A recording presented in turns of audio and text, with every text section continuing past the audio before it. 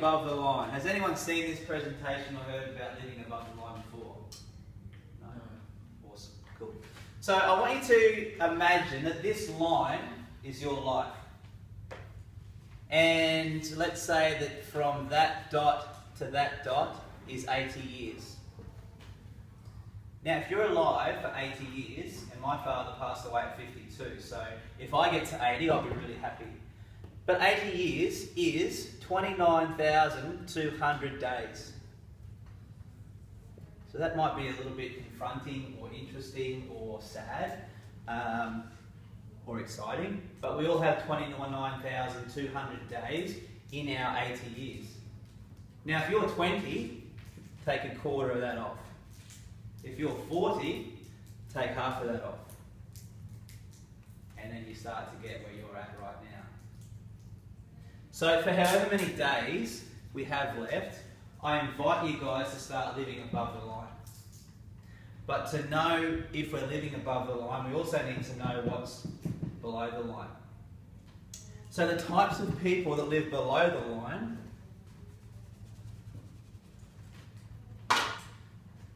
have the following traits. First one starts with B, and that's blame. It's never their fault for why things happen to themselves.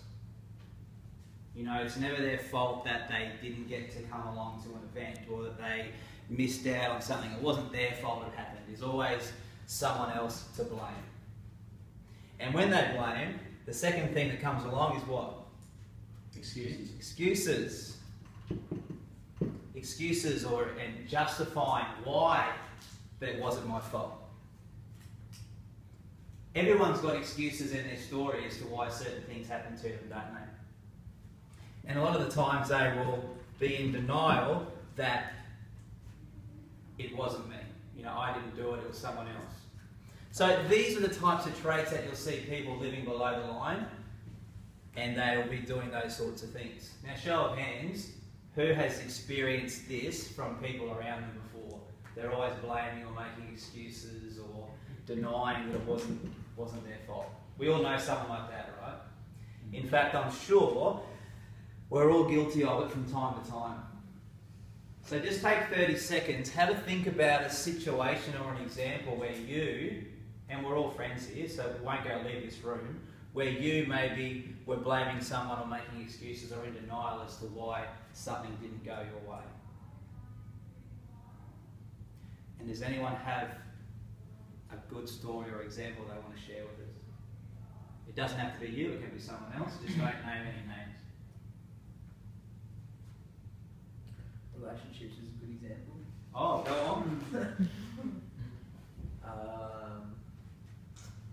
Probably shouldn't. Just no names. Well, I know someone close to me who's living a life of blame and excuses and denial, and it affects absolutely everyone in that person's life and indirectly to the people around them, the other people in their lives. So the actions that she takes aren't her fault. Oh, I never said she. No, that's right. Aren't this person's fault. They are always blaming or making excuses as to why things happen to them. Yes. Is that what you're saying? Yes. And And these it- might not necessarily be traits of that person, but there comes a time when people may live this way. Yeah, every day, right? Yeah. So they have their whole life below the line. Exactly. Good example. Thanks, Damien. Is someone that lives below the line taking control of their life? No. No. Who are they letting control their life? Everyone else? Everyone else. Reactive. Because if Anthony says to me, I didn't do my diploma because Matt didn't help me, who's in charge of Anthony's diploma? Well, he's blaming me, so therefore I'm in control of it, aren't I? He's giving me the control of his diploma.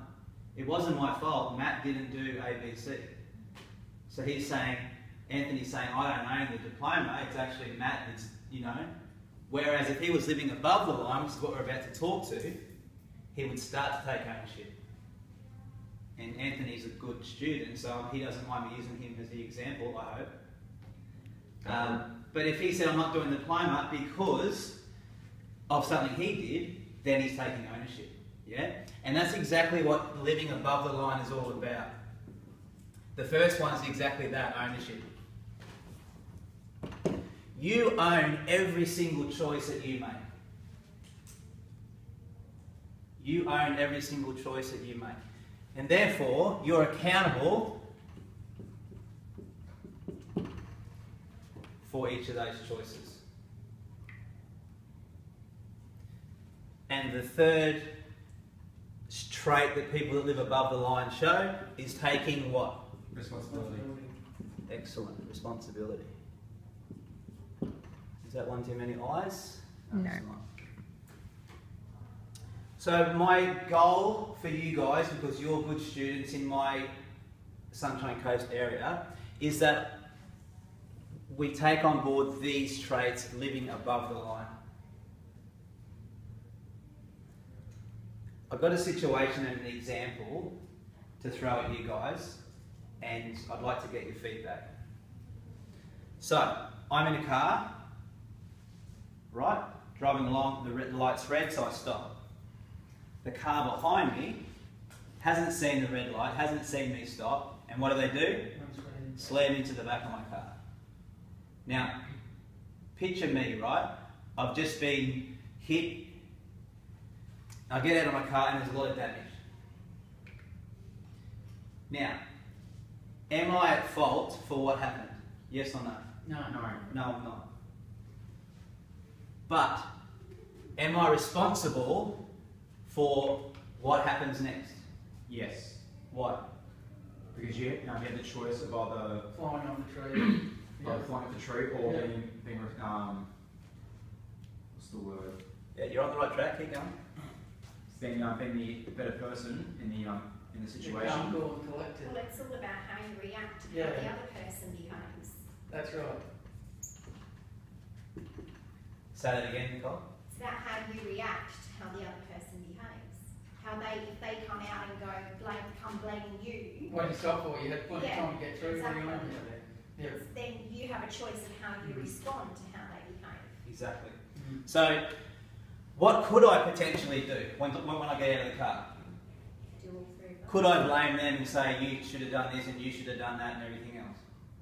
Could I make excuses why I did stop at the lights? But the event happened, yeah? Yep. Yep. Can't take that one away. Does that mean that whatever I do next is because of the event? Well, yes, but something else as well equals the result. What's that something else? Starts with C and rhymes with Joyce. Choice. Choice. The choices I make. So whatever happens plus the choices I make equal the result. And the result can either be below the line or what? Above the line. Above the line. This afternoon with Kaz, and once we walk out of this RSL, and for the rest of your diploma, or as long as you and I are contacting each other and communicating, I really want you to always think about living above or below the line. Jade? Living above the line. Above or below? Above. Who thinks they live above the line 100% of the time? Show of hands. We don't. Why? Because we're what? Humans. We're humans. But as soon as you're aware of it, you can click your fingers or, do something and go, I need to start living up here. If someone hits me in my car, my first instinct probably isn't going to go, oh, how you going, high five. Maybe not initially.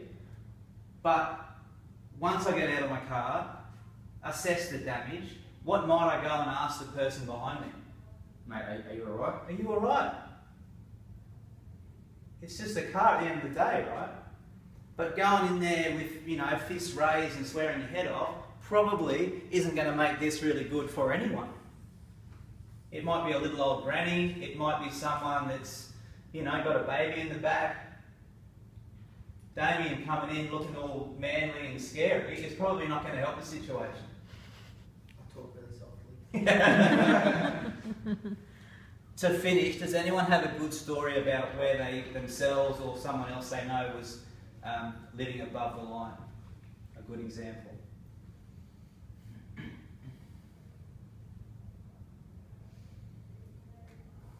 I'll give you a hand, and the word that I like to add to this is being honest. In the face of anything, still being honest. At work a few times, I've stuffed up with the customer's orders. Either have not put the right thing in, like if it's forgot to take off an ingredient, or I forgot to take off something that the customer requested not to do, or completely forgot to put add an order, and hasn't gone through until like customers already had the meal. Last week, I know I went to the table, and I did apologise. Say I do apologise. I accidentally completely overlooked the order. We are getting these meals made up as soon as we can. Excellent. That's really good, mate. Well done. A quick example that I have is, I'm not a great big fan of golf at the best of times, and watching golf on TV is even more boring. But anyway, I saw the highlights in this sport thing, and I think it was some US golf tournament. We're talking like millions of dollars prize money, yeah? And it came down to these two guys, and they're both playing off for the millions of dollars. So, you know, to win by one shot is actually quite a big deal. And this guy's gone to get his ball, and pretend this is the stick, and the ball is sitting just on the stick.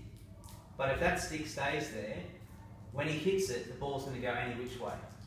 So what he tried to do was move the stick. But if the ball moves, That counts as a stroke. it counts as a penalty stroke, exactly. So he's moved the stick, and the ball literally moved about a centimetre. But the other player and the adjudicators are miles away. No one saw this, and he moved that stick away, the ball moved a centimetre, and he didn't have to tell anyone. He fessed up, though, did he? But if he tells someone, there's an extra stroke, and he's probably going to miss out on these millions and millions and millions of dollars.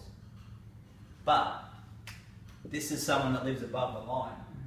And he went straight to the adjudicator and said, look, and the other player and said, look, I moved the stick, the ball moved this much. And the other player even said, why did you tell us? You know, you could have just got away with that. And he said, well, none of you guys knew, Good idea. but one person knew. Who was it? Himself. Exactly. Sadly, he went on to lose. I was really hoping he'd go on to win, but he did lose. But I don't care. Like, that guy to me is a really professional sports person because of that one incident, you know, and a really good example of living above the line. So that's it, guys. Living above the line versus living below the line. Anytime. So here's the thing, right? And I'll finish with this.